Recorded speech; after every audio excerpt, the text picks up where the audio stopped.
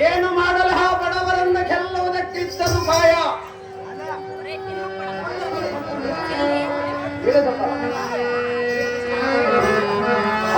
ಗುರುಕುಲ ಚಕ್ರವರ್ತಿಯಾದ ಸುಯೋಧನ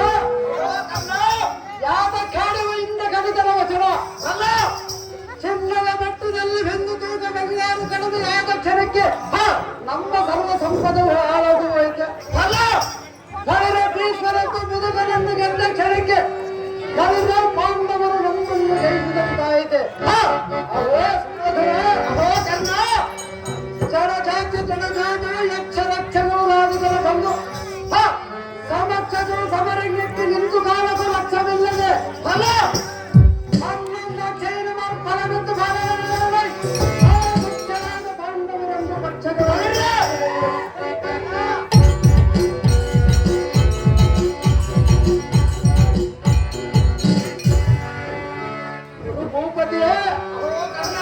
ಆ ಬಡ ಪಾಂಡವರು ಎಂದರೆ ಸರಿ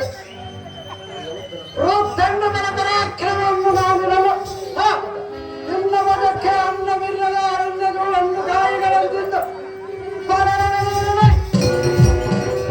ಗುಂಡಿಗಳ ವ್ಯಸನವನ್ನು ಬಿಡು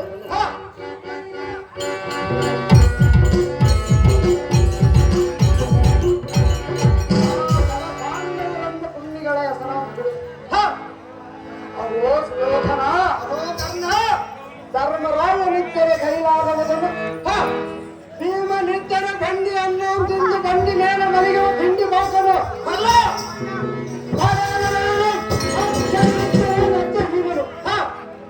ಇವರೇ ಗಂಡಿಗಳಾದರೆ ಅವರ ಗಂಡಿದ್ರನ್ನು ಹುಟ್ಟಿರುವ ಮತ್ತು ಪಿತಾಂಬರವನ್ನು ಅಲ್ಲ ವೀರ ಜಗಚ್ಚಟ್ಟಿಯಾದ ದುಶ್ಯಾಸನ ಸರಿಯಾದ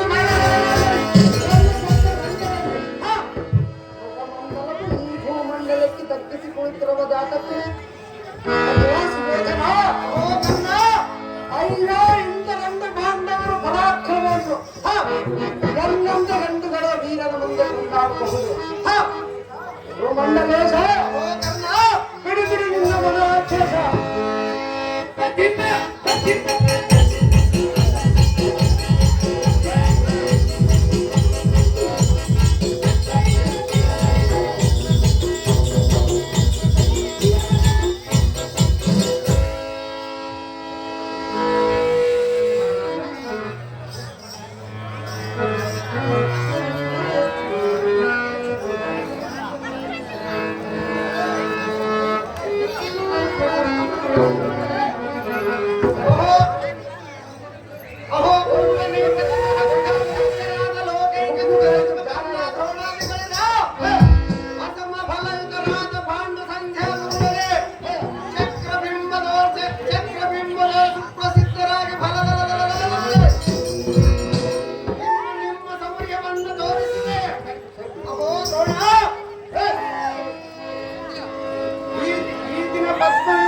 ಧರ್ಮಜನನ್ನು ಮಾತ್ರ ಸೆಳೆದುಕೊಳ್ಳದೆ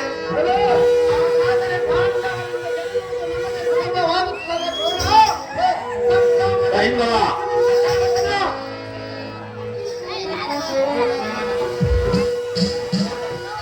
ಬಂಧನ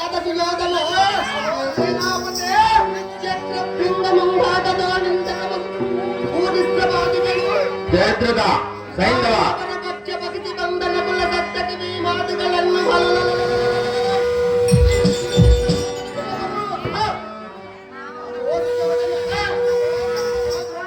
ಈ ಸಮಾಜದ ಖಂಡಿತವಾಗಿ ಧರ್ಮದನ ಕೈ ಸರಸಿಕೊಂಡು ತಪ್ಪದನ ನಾಟಕ ನುಡಿ ನಡೆಸಿದ ಕ್ಷಣಕಾಲ ಸೈರಿಸು ಭೂಮ ಚಕ್ರಬಿಂಬದ ನಾಡಿನ ಪದಾಮ ಸೈಂಧವ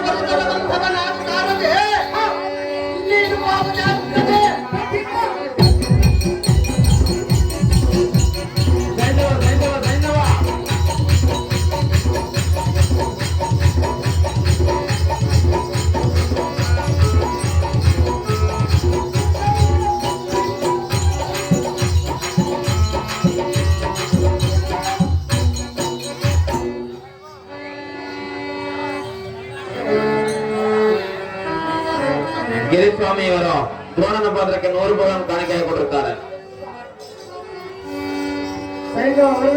ಸೈಂಧವ